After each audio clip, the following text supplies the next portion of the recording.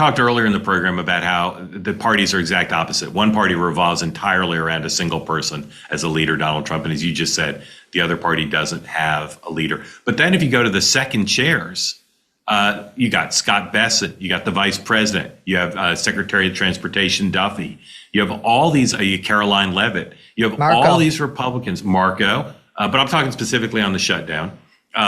And then you've got even Speaker Johnson with his daily press conference. Like, you've got all these second chair players backing the president up in the news cycle, not just going on red media, but Scott Bessent's going on MSNBC and pushing back on stuff. And you think about, well, who were the big Democratic stars on the shutdown?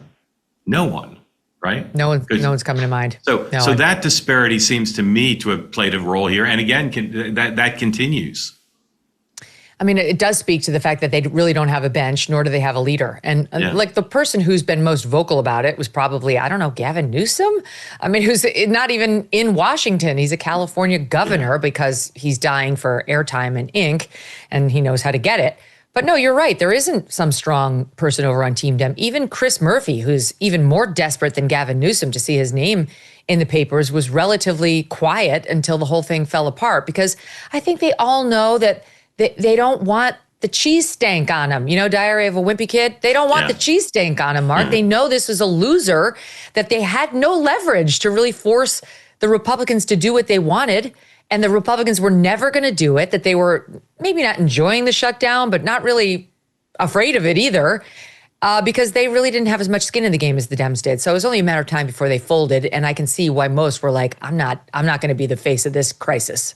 Yeah, I'm told that a lot of the MSNBC shows in the holiday, they'll often run the credits, at the end of the year in the holiday episode. And I'm told Chris Murphy, special thanks to Chris Murphy, will appear in almost all of those for those MSNBC shows, because they're grateful to him for always being available. You mentioned Newsom. I'm curious of your view on this. Some people, analysts, have looked at him and said, he's got a lot of problems politically, but compared to the beginning of the year, and now he seems a little bit more formidable, or in some cases, a lot more formidable. Has your view of him and whether he'd be a strong presidential candidate evolved at all during this year based on his performance of late? Well, I think he is doing much better right now than he was doing this time last year. I mean, his career was basically in tatters after the LA wildfires and what happened in the Palisades, and by all rights should still be. I mean, people still haven't rebuilt. Nothing's happening in the Palisades. They can't get permits. Nothing's going back up. An entire half of Los Angeles has been ruined, burned to the ground, and he has done nothing to facilitate those people's lives being built back up. So that is still out there and is going to come back to haunt him. But it's receded from the front pages and the front of mind when you think about Gavin Newsom, because he's switched in the past year to just being a primary Trump antagonist, which is what the Democrats want. So it was a smart move, and he's pretty good at it. I think he's got a lot of training to do, though, honestly, Mark. Like, he's so dishonest and he's so oily. Like, that's my, that word, like oily, like he's slick and kind of greasy and not honest. That's the feeling I get when he talks. And the thing with the hands has got to stop. It's too much. I'm kind of doing like the Violet Beauregard hand when she turns into a grape and gets rolled around. That's what he's like. Just nothing but the hands. It's very distracting. They're not additive. They're just constantly like he's doing some sort of weird sign language. And all you can focus on is why he can't control himself. So I think he does need a lot more discipline, both in messaging, physical and verbal. But I think he's on his way. He's definitely better off than he was a year ago, as I said. Yeah. And for those listening on the podcast, Megyn was just moving her hands like she was in a souped up version of the Blue Man Group. They were moving very quickly. Yes. You and I haven't had a chance to catch up about Election Day and all that happened. What would you say were the reasons the Democrats did better than the polls suggested and that most people thought they would do? I do think it's Trump. I think Trump, understandably says it's not him, but it's definitely Trump. What has changed in the past year dramatically in the country? Trump took over. Trump's enacting his policies. I mean, everybody expected, for the most part, the Dems to win in blue New Jersey. And probably we thought Winston Sears was going to lose. She wasn't a very good candidate. That's not, 2020 hindsight. That was real. You knew it in the moment. Even at that terrible debate for Spamberger, who was just awful. And I said this at the time, with all due respect to Winston, it was very strange how Winston Sears handled it. Like, Abigail, Abigail. It was weird. You could just tell like this Yeah. person's a little off and tough to connect to. I mean, I would have voted for her in a New York minute, but she's not a great candidate notwithstanding. The Jay Jones thing was horrific, but you called it. If Abigail Spanberger did well enough, she was going to drag him across the finish line with her, and that's what happened. And then Zohran Mamdani is a nightmare and probably would have happened with or without Trump, but maybe not by, the margins. I don't know. New York has lost its ever-loving mind. Any city that would elect Bill de Blasio twice could elect Zohran Mamdani. We have a death wish here in New York. That seems obvious to me. So I don't blame that one exactly on Trump, but those state results I do. And what happened with the Georgia election, with that special election with the energy people. I think, Trump, while we love him on the right, and if you're at all, I don't consider myself exactly MAGA, but I'm a MAGA adjacent, and I speak fluent MAGA. You love Trump. You love his style. You love his pugilistic nature. But it definitely alienates independents, and they make the difference in every election, and they are now voting overwhelmingly blue, and the Republicans are going to have to do something about that if they would like to retain power come the midterms. And is the thing to do about that the economy getting better, or are there other stylistic things you think that could be done to keep there from being a rerun in 26 for what we just saw in 25?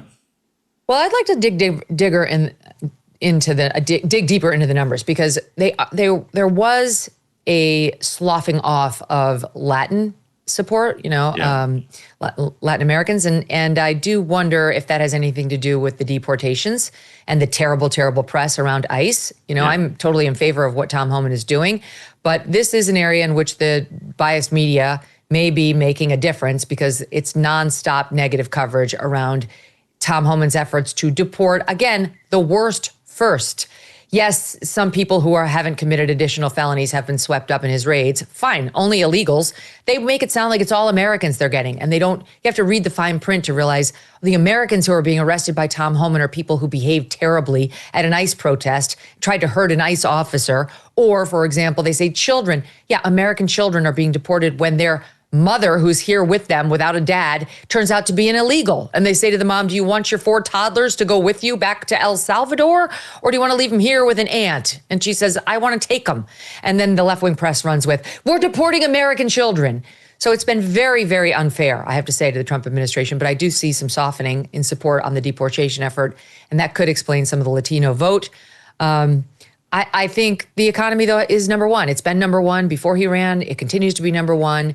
And while Trump thinks he's working on that by, yes, rolling back regulations, which is a real thing, getting the Trump tax cuts to remain permanent, also real, people don't feel it yet. Like the massive inflation from the Biden era is still there, and they don't see him. Bill O'Reilly, my old colleague from Fox, had a good idea on News Nation over the weekend, suggesting that Trump appoint an affordability czar, like a cost of living czar, because people want to see that you're doing something. They want to feel like you're doing something, as opposed to you just saying, trust me, the tariffs are going to come back to help you. Yeah. Last question. You talked about media bias. I'm amazed of all the changes Donald Trump has caused and pushed through. Reagan, both Bushes, saw liberal media bias and railed against it, but really didn't make much progress.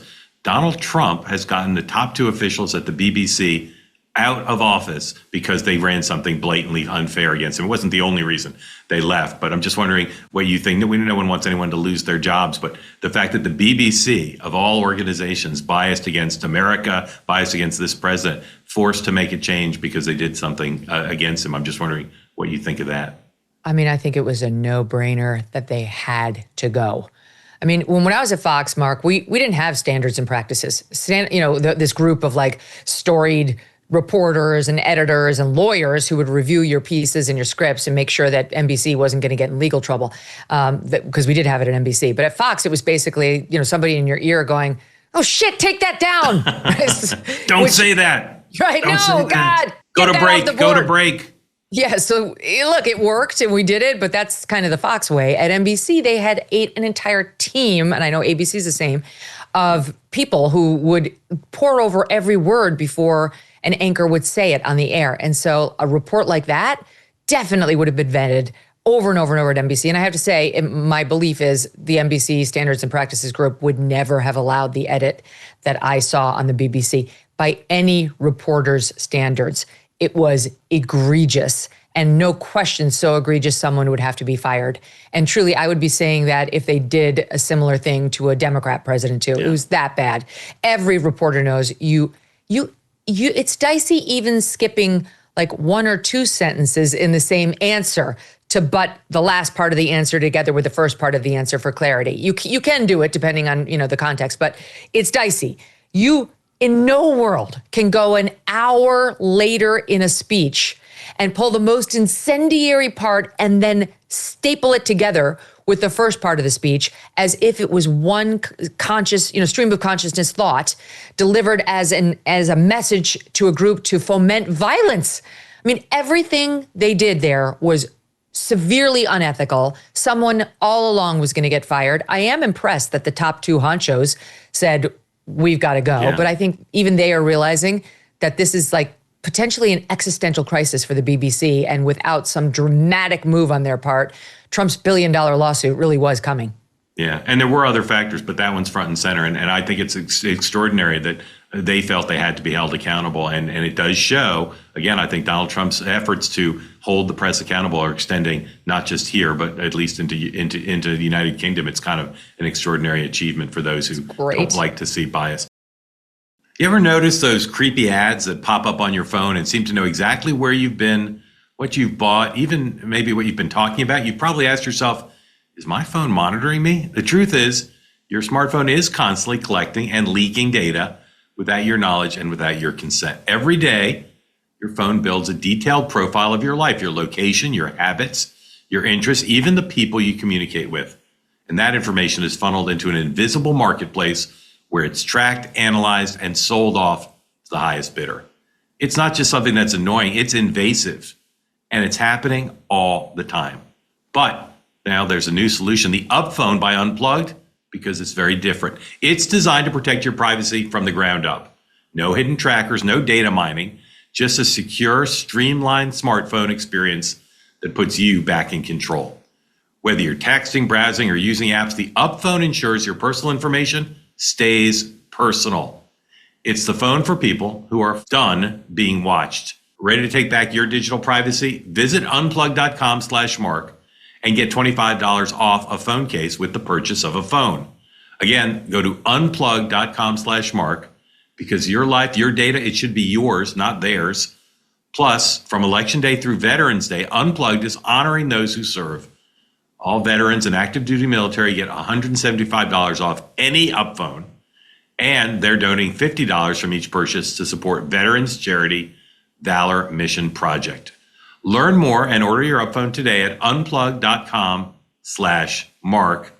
Get this today.